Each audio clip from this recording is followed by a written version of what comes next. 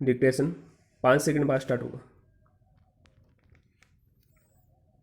Yes, ready, start. मौसम के साथ माहौल में जो घुटन थी, दिल्ली में बारिश की शुरुआत के साथ थोड़ी कम सी महसूस हुई। सब कुछ तो बंद है, फिर भी सावन के विरह में तड़पते दिल को अब जाकर तनिक करार आया है। दिल्ली वालों को अब पता चला है कि यह सावन का महीना है, वरना पिछले कुछ महीने से वे एक ही रंग में गुम है। हरियाली के मौसम में अब कल्पनाओं में कलाई हरी चूड़ियों की मांग करने लगी है। अलमारी में रखी हरी साड़ियाँ आवाज़ दे रही है कि तुम्हारी मेरे दिन आ गए हैं।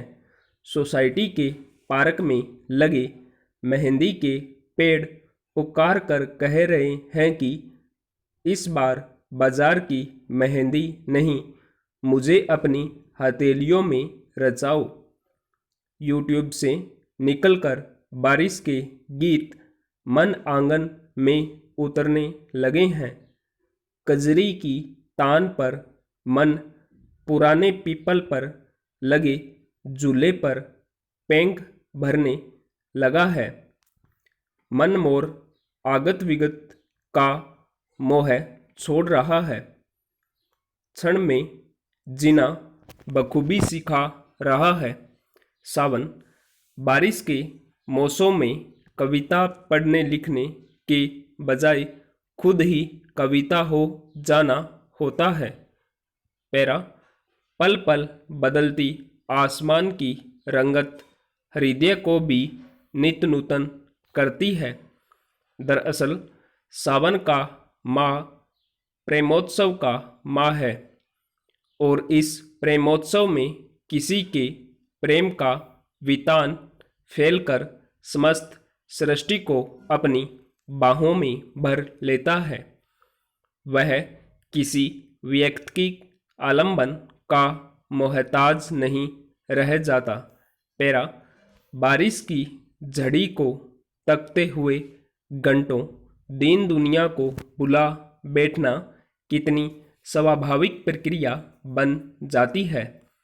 सहज बरखा ध्यान चित्त को वैसे ही निर्मल किए देता है जैसे बादल के बरसने से सारी प्रकृति धूल पहुंचकर साफ हो जाती है। लेकिन प्रकृति के इस महारास में सहज ही एक लय हो जाने वाला हृदय इस बार ऐसा कर पाने में अपने को सर्वथा असमर्थ पा रहा है। सोशल मीडिया पर मित्रों के भेजे चित्र और चलचित्र आंखों के सामने तैर रहे हैं। असम और बिहार बाढ़ से त्रस्त है। लगातार हो रही मूसलाधार बारिश में गांव शहर सभी डूब रहे हैं। लोग त्राही त्राही कर रहे हैं। ऐसा नहीं कि बाढ़ का यह दारुण दृश्य महज इस साल की बात हो, लेकिन इस साल हमारी महामारी के प्रकोप पर बारिश का कहर संकट को विकराल बना रहा है। बाढ़ को शायद बिहार की जनता ने भी अपनी नियति ही मान लिया है। हम बिहार की संतानें बाढ़ को वार्षिक जीवन चक्र का एक सहज हिस्सा मान लेने के आदी हो गए हों। जैसे बचपन में विद्यालय की अन्य वार्षिक गतिविधियों में ही शामिल था। बारिश के दिनों में बाढ़ राहत से जुड़े काम, मसलन पूरियाँ बनाना, खाने के पैकेट तैयार करना, राहत कार्य के लिए चंदा मांगना आदि। पैरा बाढ़ को अपने जीवन का अभिन्न हिस्सा मानने के लिए हम अभिशप्त बना दिए गए हैं। लेकिन इस सच्चाई से भला कैसे इनकार किया जा सकता है कि ये हमारे हुक्मरानों की बदनीयती का नतीजा है कि हर साल बाढ़ से लाखों लोग बेघर हो जाते हैं। हर बार ये लोग फिर से जिंदगी शुरू करने को अभिशप्त है। पैरा आज़ादी के 73 साल बाद भी अगर बाढ़ से मुक्ति का मार्ग नहीं ढूंढा जा सका तो उसकी वजह यह कतई नहीं कि बाढ़ से मुक्ति का कोई उपाय ही न हो।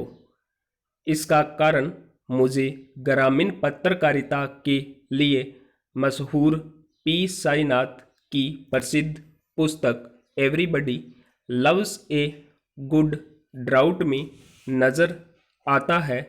बाढ़ और सूखा हमारे राजनेताओं और अक्सरशाही के लिए अपनी तिजोरियां भरने का अवसर होता है। इसलिए इस देश की व्यवस्था में न तो सूखा और न ही बाढ़ के स्थायी समाधान के बारे में कभी सोचा गया। लेकिन लोकतंत्र के जिम्मेदार नागरिक के बतौर सवाल करना हमारा हक है। ऐसा नहीं है कि सवाल की धार हमेशा बेकार जाती है। बिहार की 13 करोड़ जनता अगर व्यक्तिगत, सामाजिक और राजनीतिक राग द्वेष को बुलाकर एक साथ सवाल करे तो उसकी धार से यह भ्रष्ट व्यवस्था ताश के महल सी ढह जाए। वह दिन कभी तो आएगा जब इस लोकतंत्र में सचमुच ही नेता की नकेल जनता के हाथों में होगी। ऐसे दिन देखने के लिए जनता को नेताओं की बांटने की राजनीति को समझना और उसे नाकामयाब करना होगा। पैरा इस घोर अंधेरे समय में भी मैं उम्मीद का दामन नहीं छोड़ सकती। इसी मिट्टी से मैं उन नेताओं को भी उभरते हुए देख रही हूँ जिनकी 100% प्रतिबद्धता अपनी जनता के प्रति है। इसी देश के कुछ सौभाग्यशाली राज्यों को ऐसे नेताओं का नेतृत्व मिला है और उन राज्यों के दिन फिर गए हैं।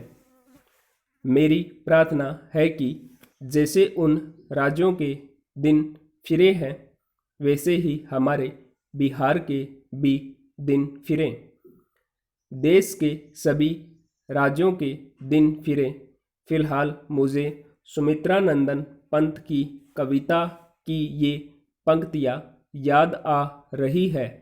सुख दुख के मधुर मिलन से यह जीवन हो परिपूर्ण, तो मैं बाढ़ के दुख के साथ ही सावन की थोड़ी खुशियाँ चुन लेती हूँ। स्टॉप।